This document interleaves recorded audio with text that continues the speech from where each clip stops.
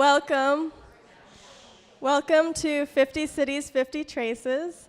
I'd like to, officially start the opening reception. So thank you for coming. My name is Zeba Ahmed. I'm a member of Remembering Hiroshima, Imagining Peace. We are a volunteer organization in Pittsburgh that uses art and activism to try to spread awareness of the risks of nuclear weapons and to work towards eliminating them. So before we start with the speakers, I'd like to thank the people who made, or the organizations that made this possible. So the Pittsburgh Cultural Trust and Mayors for Peace for partnering with us to bring this exhibit. And then also our financial sponsors, Green Mountain Energy and the Opportunity Fund. So our first speaker is going to be North American Coordinator for Mayors for Peace, Jackie Cabasso. Everyone, please, a round of applause. Thank you very much. It's wonderful to see such a large crowd. It is my honor to convey warm greetings from Mayor Kazumi Matsui of Hiroshima, the president of Mayors for Peace. I'll use my few minutes to read some excerpts from his speech to the U.S. Conference of Mayors at their annual meeting in Boston this past June. Quote, "As mayor of Hiroshima, I serve as the president of Mayors for Peace, an international, nonpartisan, non-governmental organization. More than 7,500 member cities in 163 countries, including 213 U.S. cities, are working together to achieve two key objectives: realization of a world without nuclear weapons and realization of safe and resilient cities, which we believe will lead us to our ultimate goal, lasting world peace." Let me tell you a little bit about my city and its citizens. Almost 73 years ago, on August 6, 1945, a single atomic bomb reduced the city to ruins. Those who barely managed to survive have been tormented by lifelong suffering. They have gone through the excruciating sorrow of losing their beloved families and friends, the long-term effects of radiation, and constant anxiety about their health and the health of their children and their grandchildren. Having experienced unbearable devastation and sorrow, the A-bomb survivors, known as hibakusha, have reached the unshakable conviction that no one shall ever again suffer as we have. The average age of the hibakusha is now over 81 years, yet they continue to passionately appeal for nuclear abolition and world peace. Their earnest desire is to witness the prohibition and elimination of nuclear weapons in their lifetime. The indescribable devastation and sorrow experienced by the hibakusha is not a thing of the past. As long as nuclear weapons exist and national leaders threaten their use, nuclear war could erupt at any moment by accident, miscalculation, or design. To make matters worse, all of the nuclear-armed states are spending billions of dollars to modernize and upgrade their arsenals, money that could much more constructively be spent to meet the needs of cities and their people. As awareness of the inhumanity of nuclear weapons has spread, so has the global call for their prohibition and elimination. However, we are not making any progress on actual disarmament, and I fear that the situation could even regress. We need a breakthrough now, and I'm here to share my sense of urgency with you. The common challenge faced by all mayors is to ensure the safety and peaceful lives of our citizens. To this end, Mayors for Peace encourages member cities to work together across national borders and to cultivate mutual trust and respect. We also support member cities' efforts to address their own national and regional priorities, such as climate change, homelessness, migration, gun violence, and terrorism. As we pursue our common goals of a world without nuclear weapons and lasting world peace, we honor each member's autonomy in building safe and resilient cities. We sincerely hope that U.S. member cities will engage in proactive activities of their own and take initiatives in realizing the peaceful world the hibakusha have been fervently wishing for. That's the end of the quote. On behalf of Mayor Matsui and Mayors for Peace, I'd like to thank and congratulate Mayor Peduto for hosting this wonderful and inspiring exhibit, and of course to thank and congratulate Klaudia and Raimund for their visionary initiative on behalf of Mayors for Peace and the future of our planet. I hope that many other U.S. member cities will follow Pittsburgh's lead. Thank you.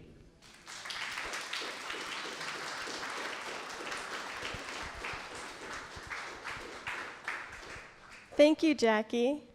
Next, we're going to have the curator of the exhibit for 50 Cities, 50 Traces, Raimund Menges, give a few words. A round of applause. Thank you. So welcome, everybody. I'm standing here for the 50 Cities, 50 Traces project office. This project is traveling around the world, and we are really glad that this project can be here. And some people will receive some words later on still, but I'd like to thank the people from the gallery here. Murray and his crew was absolutely outstanding, and this was really a great pleasure to work with you. How did it all come? Well, we are discussing these issues back and forth in different ways, and one word from a man who is in the meantime who died, Eric Hobsbawm, the last maybe British universal historian, he said that our society operates without a sense of past today, and if we forget what happened in the past, we simply have to repeat our same mistakes over and over again. And we don't want to do that. And this exhibition, 50 Cities, 50 Traces Against Traceless Oblivion, is an international art and peace project that is to commemorate the 50th anniversary of the NPT, of the Non-Proliferation of Nuclear Weapons Treaty signed 1968 by the nuclear weapon states. Why an art and peace project? Because we believe that art can build bridges and create encounter and meeting and trust, and this is, I think, what we need. The concept behind what you're seeing here is to present 50 traces from 50 different individual mayors for peace cities around the world that would highlight the diversity and the beauty of these cities. And the exhibition is completed by statements from mayors of these cities that you can read behind the other wall. And this exhibit is simply conceived as an invitation to respect and preserve the world, and which is visual reminders which are bearers of memories. So we thank you all for coming, and yeah, I'd like to hand over to Klaudia, who did all this, what you see here, and to speak a few words to you.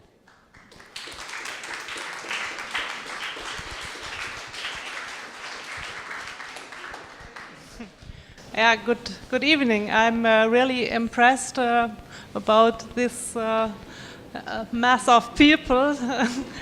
I'm really glad to be here, and at the Cultural Trust. And first of all, I want to thank Robin Alexander and the Remembering Hiroshima group for helping to make this happen, and for their incredible energy and commitment.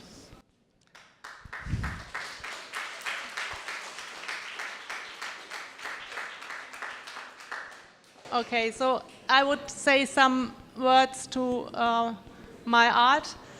Traces are my artistic subjects. I work with photography. I'm interested in the remains of daily life, which in one way or the other reflect the condition of our world. I am interested in traces people leave in their everyday life. I search my subjects in urban and industrial spaces, and I walk the cities all over the world. Since ever, cities and streets have been the center of every society, of every civilization. Streets are a central arena of life full of memories. Streets connect people, places, countries, and cultures. Streets are the places for encounters, collisions, accidents, dramas, and stories, the place for life itself. I see great beauty in the patched, in the overlooked, the forgotten. For me, the slow disappearance of my traces is a symbol for our own fading existence. The traces you see here are exactly what I found. The shapes and colors are not at all photoshopped. I try to preserve the surface of the structures. Therefore, my traces are transferred on aluminum. This happens in a specialized photo lab using a very special process. This is why these traces seem to be three-dimensional. They react to light like real asphalt would do. My found objects are fragments that are completely abstract. They call for associations. Difficult word. For memories that are deeply rooted in our collective and individual memory. My work are a condensate of lived life. They raise the questions of what remains of us and of the world as we know it. For me, my traces are a different kind of portrait of the cities, not showing the typical sides. They are individual and different in almost every city. For me, my traces show the diversity and the beauty of cities.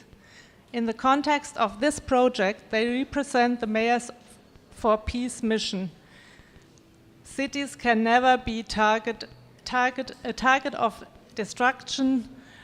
Cities are not targets. Thank you very much.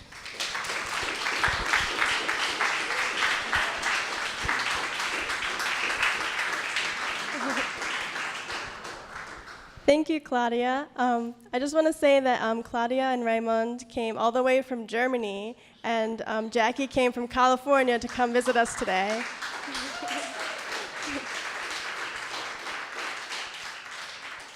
So we've been talking about Mayors for Peace, and unfortunately our mayor couldn't be here today, but we do have a representative from his office, so I'd like to welcome Feyisola, sorry, I'm going to say it wrong, Alabi, Special Initiatives Manager. Thank you. Good evening, everyone. Good evening, everyone. Okay, I thought you were asleep for a moment. But yeah, kind of like what she mentioned, I apologize the mayor wasn't able to be here. But what I normally say is sometimes I'm glad that's the case, because if not, I wouldn't get the opportunity to be in places that otherwise I wouldn't have access to. But anyway, I just want to thank you all for being here. So of course, I was supposed to speak about the topic of peace. And the work that I do as a special initiatives manager, I get the opportunity to manage a couple of different projects. And one of the projects is Welcome in Pittsburgh. I don't know if you guys have heard of it. So it's our immigrant and inclusion work. Grace raised her hand. Yes, you do know about it. That I get to do. And what's interesting, this past week, I've gotten the opportunity to meet with a couple of people on different initiatives. And when I got to meet with a couple of individuals, about 13 men came into the office yesterday to have a discussion with the mayor from the Turkish Cultural Center. And so the men went around and they spoke about, their journey to Pittsburgh. Some had been here as far as 3 months, some had been here as long as 3 years. But what was interesting in their story was the reason why they fled was because of politics, right? Was because of issues with the law and with governance. The same thing today, I came from a program from International Day of Peace, and one of the members was from Bhutan.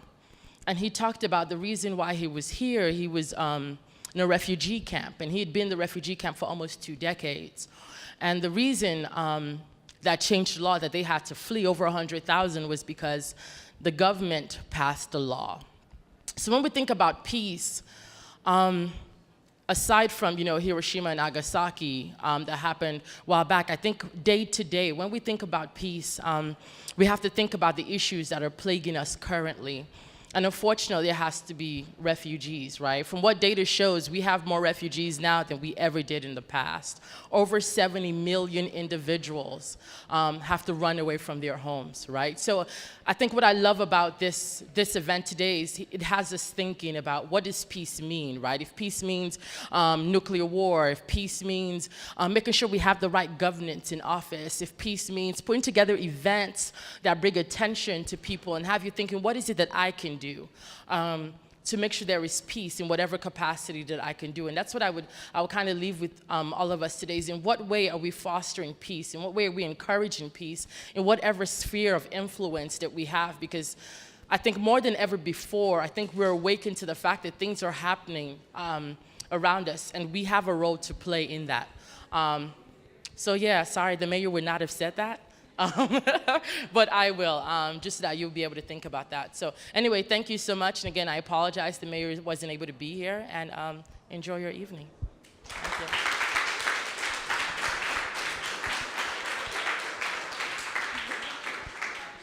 Thank you, Faye.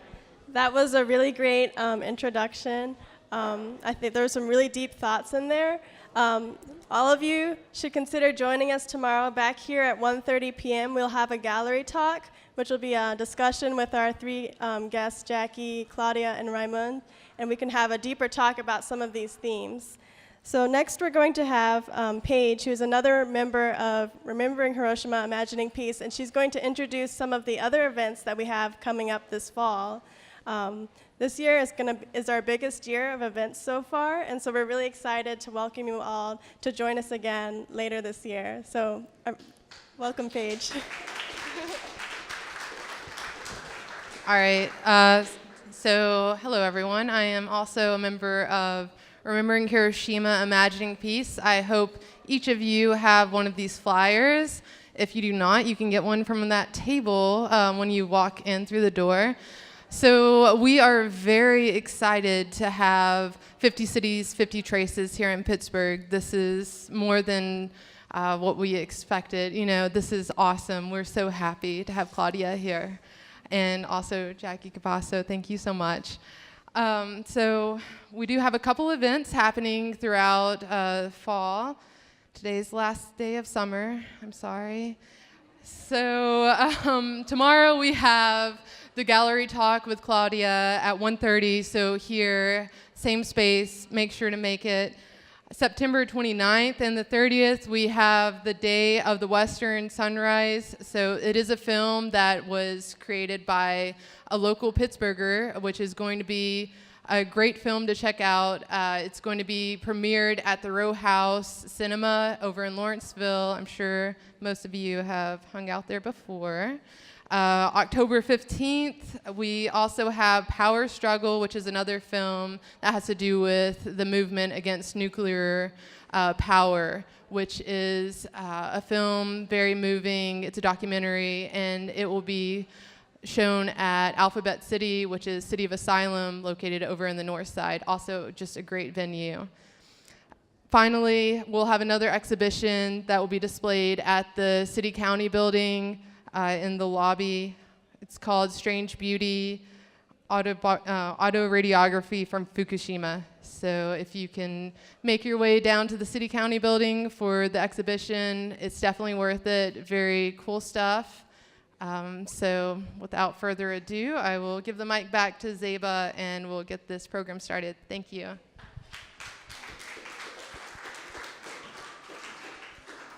Thank you, Paige. If you want to learn more about the things that we have coming up this fall, you can visit our website, which is on the bottom of the flyer, rememberinghiroshima.org, and we also have a Facebook page. So next I'm going to introduce Irene Monteverde. She will be leading the group of musicians who are performing tonight. So welcome, Irene. Thanks very much. Thank you so much for having us. Congratulations to our wonderful artiste, Klaudia, today. And yeah, let's introduce our musicians. On shakuhachi flute, we have Devin Tipp. Come on out, Devin. On upright bass, we have Eli Naragon. And on drum set, we have James Johnson III. Come on out, guys.